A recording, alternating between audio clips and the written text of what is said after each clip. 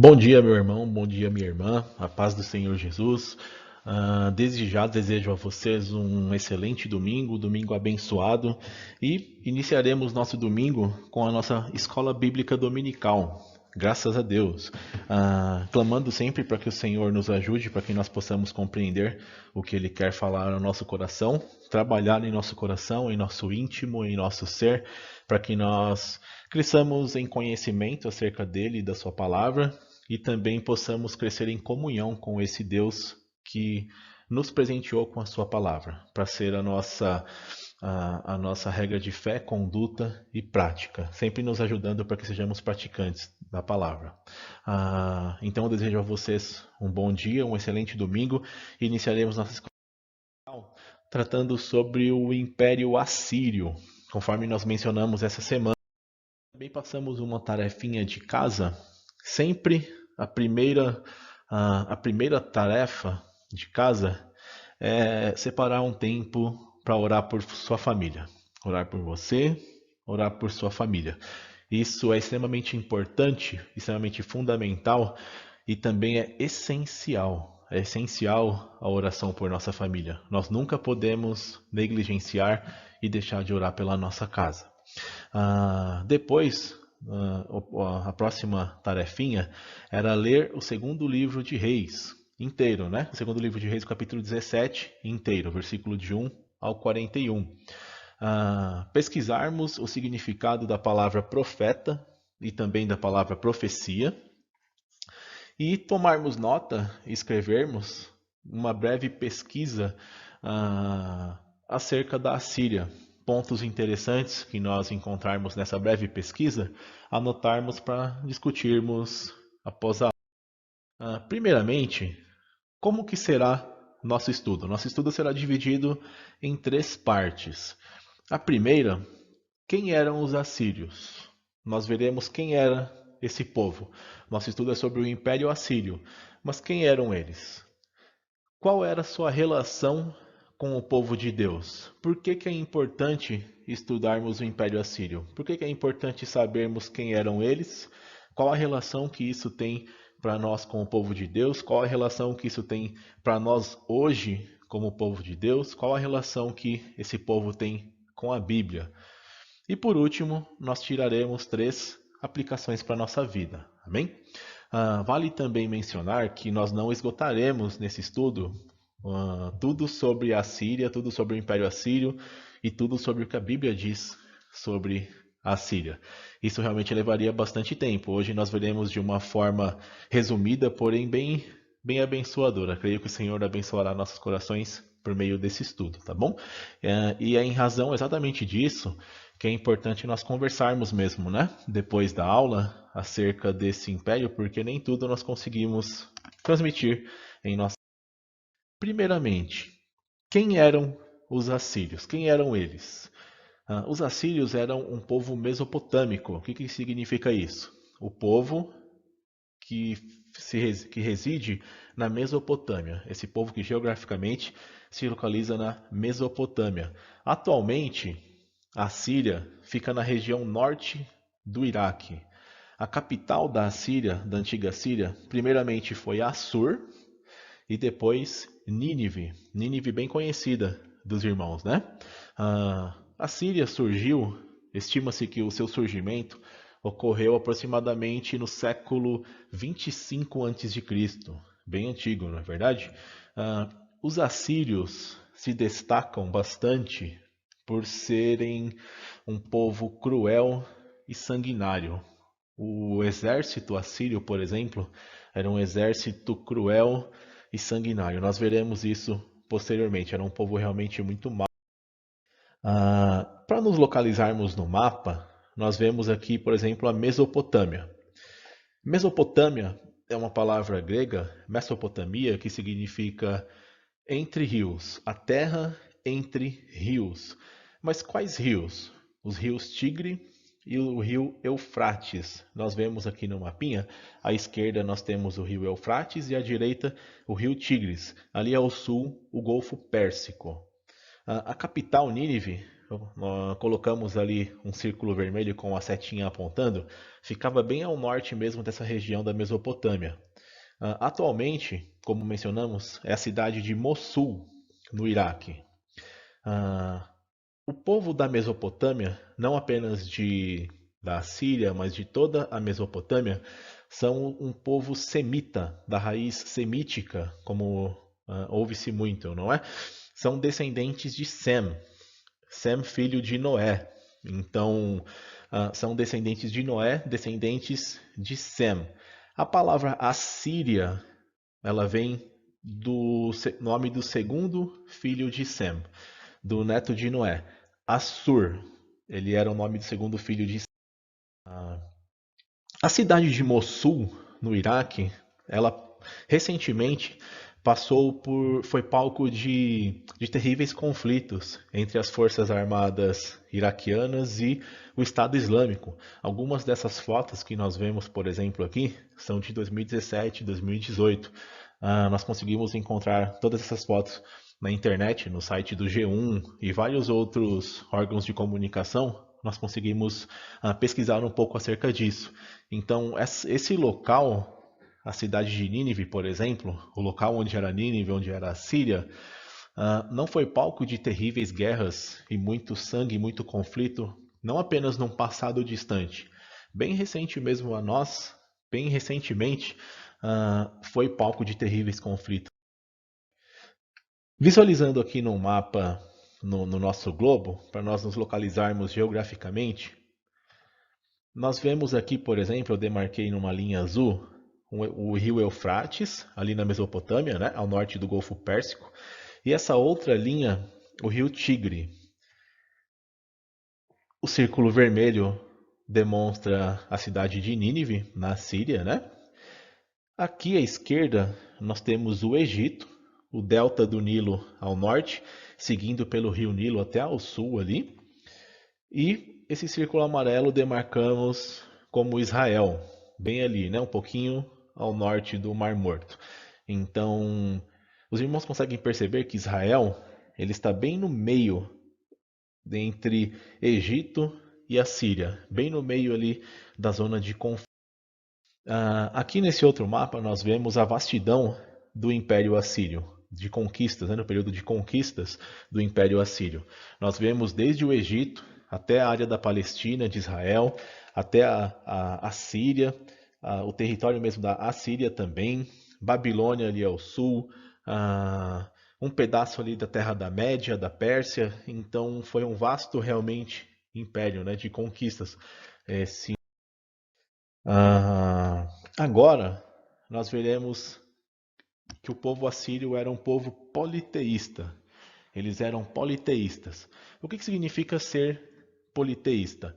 Politeísmo significa literalmente muitos deuses. Era um povo que cultuava, que adorava não apenas um único Deus. Eles tinham realmente muitos deuses e se destacavam muito por isso também. A principal divindade deles tinha por nome Assur, o mesmo nome da cidade e também o mesmo nome do segundo filho de Sem, Assur. Fora essa principal divindade, eles tinham muitas outras, realmente inúmeras divindades.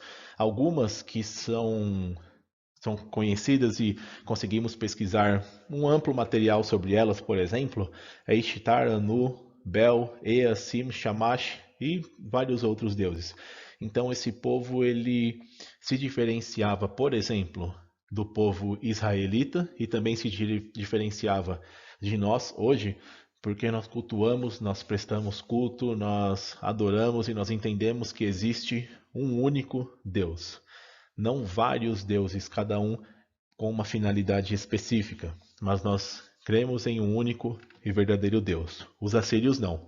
Eles criam em muitos, tinham muitos deuses, sacrificavam realmente a muitos deuses, se destacavam por isso. E qual era a relação da Assíria com o povo de Deus?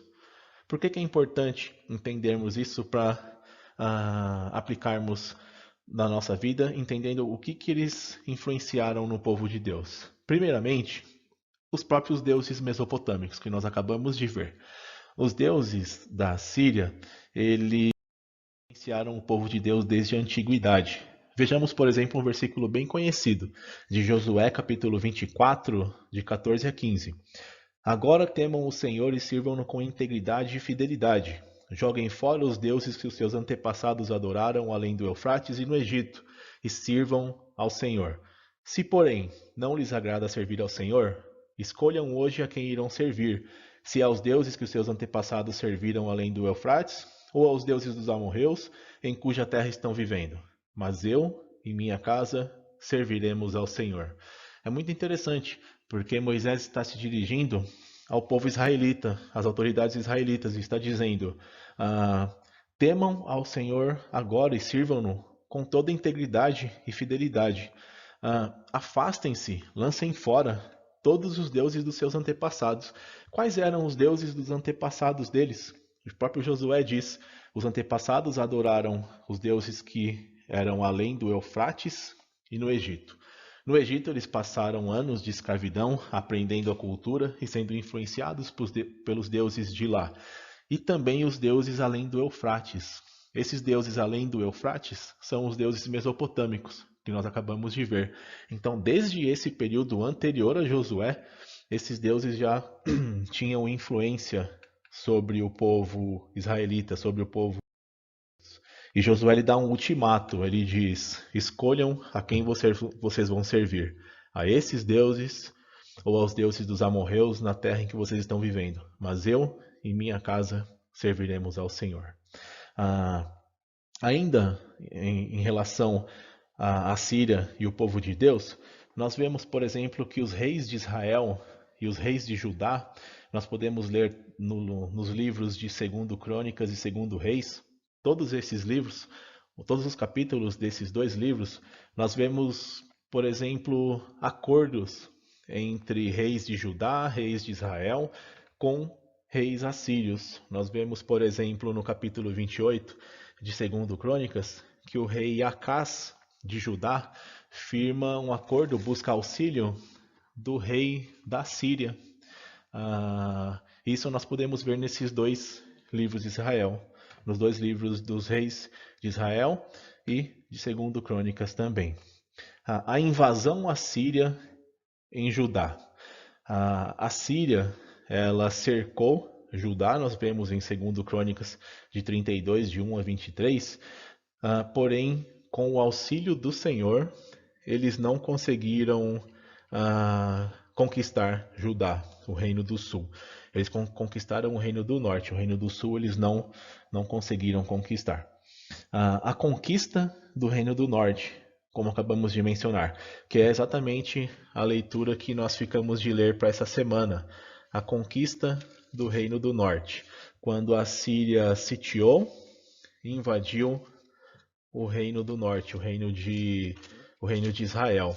E como nós mencionamos na aula passada, esse período foi o período conhecido, não é isso? Por que reino dividido? No território de Israel, inicialmente, tinha apenas um rei. O primeiro rei foi Saul, o segundo foi Davi e o terceiro rei foi Salomão.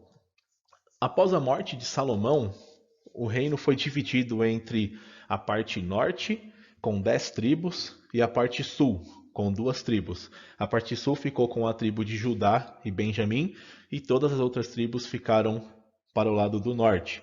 O primeiro rei do norte foi Jeroboão, e o primeiro rei do sul foi o filho de Salomão, Roboão. A partir daí, vários reis passaram, tanto no norte quanto no sul. E muitos realmente deles, a grande maioria, fizeram o que o Senhor reprova. Sempre que nós lemos o livro dos reis, nós vemos essa afirmação. E após a morte de tal rei, seu sucessor fez o que o Senhor reprova, ou fez o que o Senhor não aprova. Então esse período, por exemplo, da Síria que nós vimos, do reino dividido. Esse império assírio, quando ele conquistou o reino do norte e também cercando o reino do sul e todo o território que eles conquistavam, Como nós mencionamos, eles eram um povo cruel e sanguinário. Eles sitiavam as cidades, o povo passava fome durante o cerco. Depois eles invadiam realmente a cidade, matavam muita gente das formas mais horrendas que nós possamos imaginar. O exército realmente muito poderoso e muito cruel. Mortes como, por exemplo, esfolamento, empalamento, assassinato de mulheres grávidas e por aí vai. Das formas mais horríveis que nós podemos imaginar, era esse exército assírio. Eles se destacaram muito na história, realmente, na história da humanidade, né? Por sua crueldade, pela crueldade do seu cerco, da sua invasão e das mortes que eles praticavam, o povo que eles conquistariam. Segundo Reis, no capítulo 17, que nós lemos, que era a tarefinha de casa, nós vemos no versículo 21 a 24. Quando o Senhor separou Israel da dinastia de Davi, quando ocorreu a divisão do reino, os israelitas escolheram como rei Jeroboão, filho de Nebate, que induziu Israel a deixar de seguir o Senhor e o levou a cometer grande pecado. Olha que interessante essa primeira parte que nós lemos. Na divisão de Israel, o reino do norte, o povo escolheu Jeroboão como seu rei, e esse rei ele foi influência e conduziu o povo a deixar de seguir ao Senhor Deus de Israel, e o povo, em razão disso, cometeu grande pecado. A segunda parte, eles permaneceram em todos os pecados de Jeroboão e não se desviaram deles, até que o Senhor os afastou de sua presença, conforme havia advertido por meio de todos os seus servos os profetas. Assim, o povo de Israel foi tirado de sua terra e levado ao exílio na Síria, onde ainda hoje permanecem. Quando o livro foi escrito, eles permaneciam, né?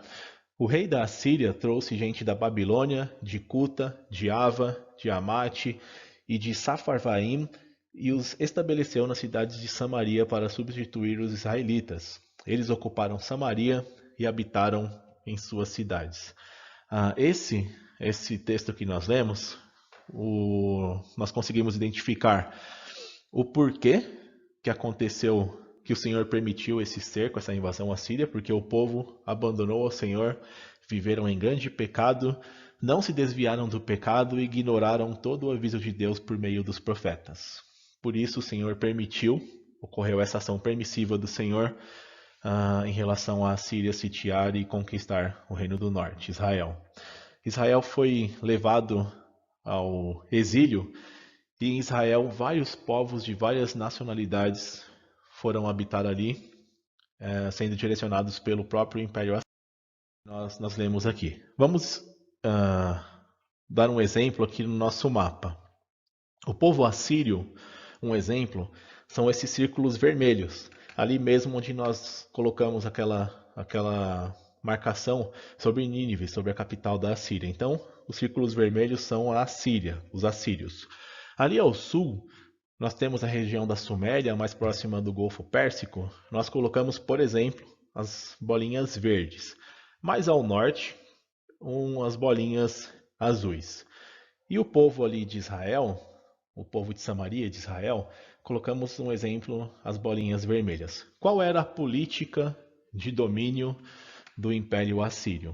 Além de invadir e conquistar e matar das mais horrendas formas possíveis e depois subjugar o remanescente e cobrando-lhes impostos pesadíssimos, os assírios invadiam a região onde eles iriam conquistar, aqui por exemplo o sul.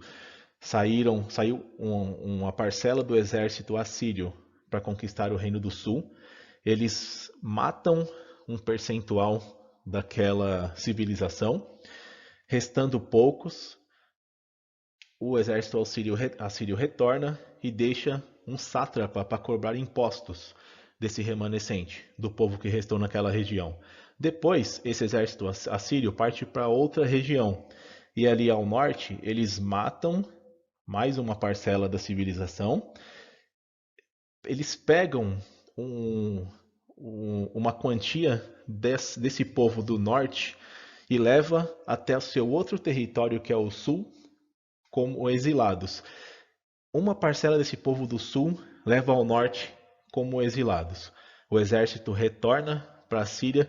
Os irmãos percebem a mescla de civilizações ali, a mescla de povos. Essa mescla de povos, ela acaba sumindo depois de um tempo, porque esses povos começam a se mesclar de maneira sanguínea, né? Começam a se dar em casamento, e aquele povo daquela linhagem de sangue, ela desaparece em razão disso, em razão da miscigenação. Esse mesmo exército assírio, ele depois disso, depois dessa nova, digamos assim, um novo povo em seus territórios de domínio, eles crescem, sempre deixando os sátrapas cobrando impostos em suas terras, e invadem o Reino do Norte. O exército invade o Reino do Norte, dizima boa parte da população ali de Israel e leva cativos para seus territórios assírios, e dos seus territórios de domínio eles levam exilados para Samaria, para Israel. E a partir dali os irmãos já conseguem ver a miscigenação que isso vai gerar. Por isso que o povo de Samaria, por exemplo, é um povo. Uma das razões pelo qual o povo judeu não se dava com os samaritanos, porque o povo samaritano já não, entre aspas, pertenciam às 12 tribos de Israel. Por conta dessa miscigenação sanguínea, se perdeu muito ali do Reino do Norte. Essa era uma das políticas do Império Assírio em suas conquistas, e é isso que nós lemos no capítulo 17 do segundo livro dos Reis. A Assíria, aqui no nosso mapinha de novo, ficava ao norte. A Babilônia ficava ali entre a junção dos rios Tigre e Eufrates, um pouco mais ao sul, né, da Mesopotâmia. Aqui eu dividi, só para nosso melhor entendimento, o Reino do Norte, que ficou em azul, o Reino de Israel, e o Reino do Sul, um azul um pouco mais claro, que é o Reino de Judá. A partir daqui, nós veremos um pouco de quais foram as pessoas que passaram nesse período e nesses locais. Primeiro, nós vemos o profeta Jonas. O profeta Jonas, muitos dos irmãos vão se lembrar. O profeta Jonas, ele profetizou na própria Assíria. O Senhor Deus o levou no grande peixe até Nínive, a capital da Assíria. O Senhor o enviou lá para ele profetizar a destruição daquela cidade e daquele povo. Quando nós lemos o livro de Jonas, por exemplo, nós vemos o arrependimento por parte do rei da Assíria, impondo que todo o povo de Nínive jejuasse e clamasse pela misericórdia do Senhor. Naquela geração, aquele rei especificamente, ele creu na mensagem do profeta de Deus. Ele creu na mensagem de Jonas. Porém, posteriormente voltaram às suas práticas horrendas. O seu sucessor voltou com as práticas horríveis de mortes e tudo mais que a Síria praticava. Depois de Jonas, nós vemos, por exemplo, Amós, que profetizou, dentre esse período, profetizou acerca do domínio assírio no próprio Reino do Norte. Nós lemos no capítulo 17, né, de 2 Reis, que o povo de Israel ignorava as mensagens do Senhor por intermédio de seus profetas. E um desses profetas foi Amós. Outro desses profetas, Oséias, o profeta menor também, Oséias, também alertou o povo acerca de seu pecado, também alertou o povo acerca das suas práticas, acerca do seu afastamento do Senhor, e comunicou o povo acerca do juízo de Deus. Respondendo aqui aquela nossa pergunta da tarefa de casa, o que é um profeta? O que é profecia? Profeta, em muitos dicionários, você pode encontrar que é aquela pessoa que prediz o futuro, aquela pessoa que prediz o que vai acontecer no futuro. Isso é muito frio para o significado de um profeta. Aquele que adivinha o futuro podemos classificar como adivinho. Isso a Bíblia condena, viu, irmãos? adivinham, a Bíblia condena. Alguém que adivinha o futuro é condenável perante Deus. Isso é prática realmente de bruxaria. O que é um profeta, então? Profeta é aquele que anuncia palavras da parte de Deus. São palavras que por muitas vezes vão ser palavras daquilo que vai acontecer no futuro, sim, mas ele não adivinha o futuro, não são palavras dele, são palavras que foram reveladas a ele pelo Senhor e o Senhor quem ordena que ele as diga. Nós vemos, por exemplo, um profeta na Bíblia sempre dizer uma frase antes de suas profecias. Ele diz: assim diz o Senhor. Assim diz o Senhor. Essa é a frase que inicia uma profecia. Essa é a autoridade que uma profecia tem. Assim diz o Senhor. Profecia é exatamente essa mensagem de Deus que o profeta dá ao povo. Dentre essa mensagem de Deus, essa mensagem nós podemos dividir ela em três partes também. A profecia. Inicialmente, o profeta ele expõe nas palavras de Deus a acusação ao povo perante o seu pecado. O profeta expõe o pecado do povo e expõe a acusação do Senhor em relação àquele pecado. A segunda parte expõe a culpa do povo sobre o pecado. E a segunda parte da profecia, da mensagem do profeta, é exatamente o juízo de Deus em razão do pecado. É o juízo do Senhor em relação ao pecado. E a terceira parte é o livramento do povo. O chamado do povo ao arrependimento. Então, primeiro a acusação, a culpa em relação ao pecado, depois o juízo de Deus, o anúncio do juízo do Senhor por conta desse pecado, por conta do afastamento do Senhor, e, por último, o refrigério, a chance do arrependimento, o chamado ao arrependimento. No caso, a cidade de Israel ao norte, no período da Síria, quando a Síria conquistou, rejeitou essas três partes dos anúncios de todos os profetas que anunciaram a palavra do Senhor ali. A Síria invadiu Israel e conquistou aproximadamente no ano 720, 722.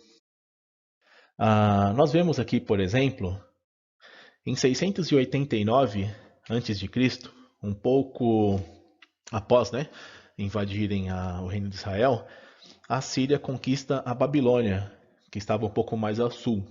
Em 671, eles conquistam Mênfis, no Egito, e depois conquistam o Alto Egito em 669. E ao sul, a cidade de Tebas, eles conquistam em 663. No ano de 648, eles conquistam o sul da Mesopotâmia. E o último profeta, o profeta Naum, não se sabe ao certo o local onde ele foi profetizar.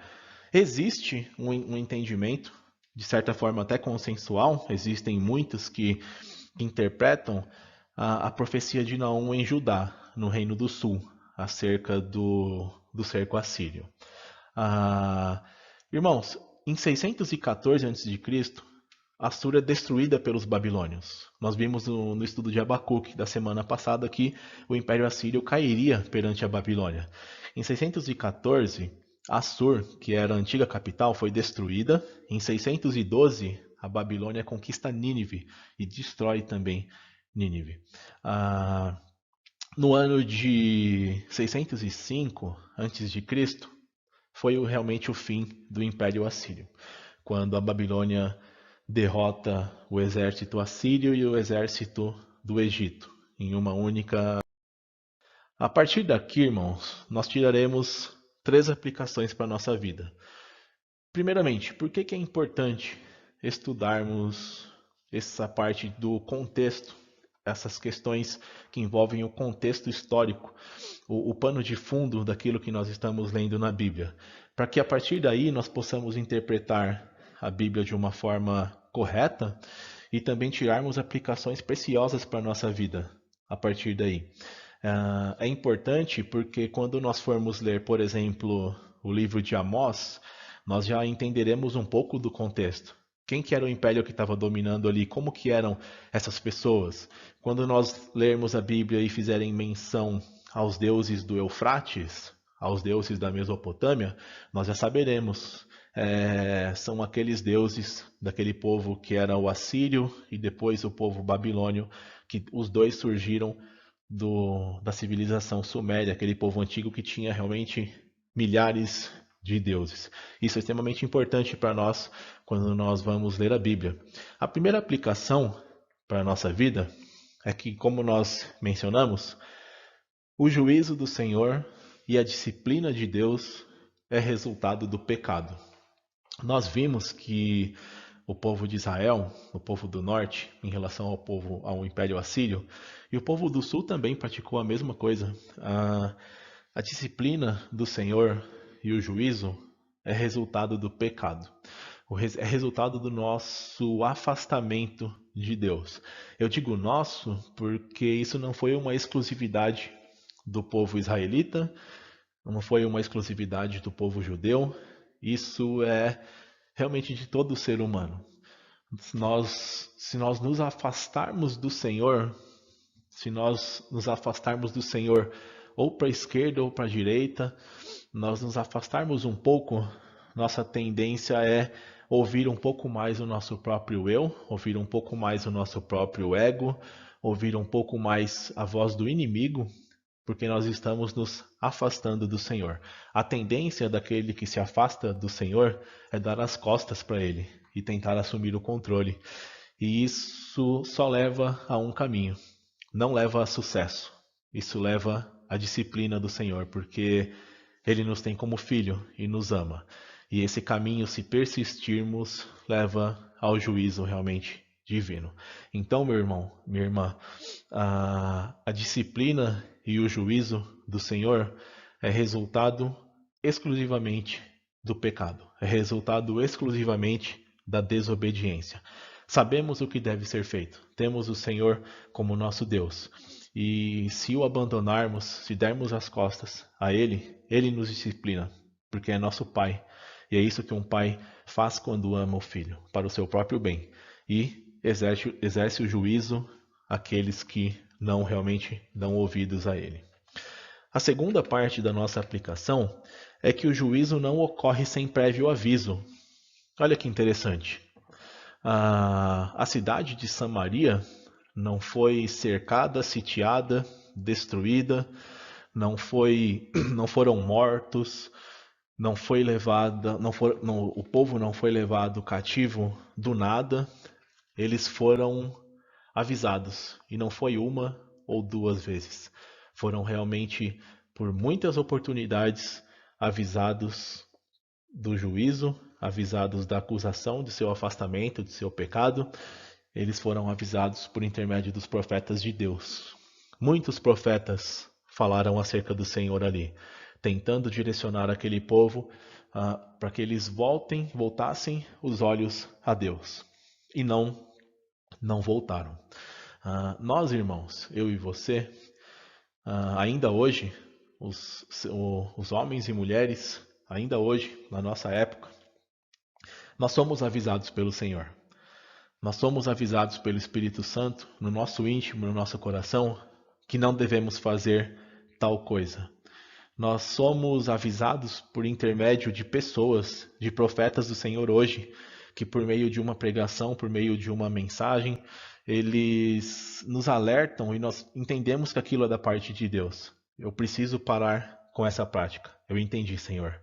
Me ajuda a parar com essa prática. Me ajude a me afastar disso e me aproximar mais do Senhor.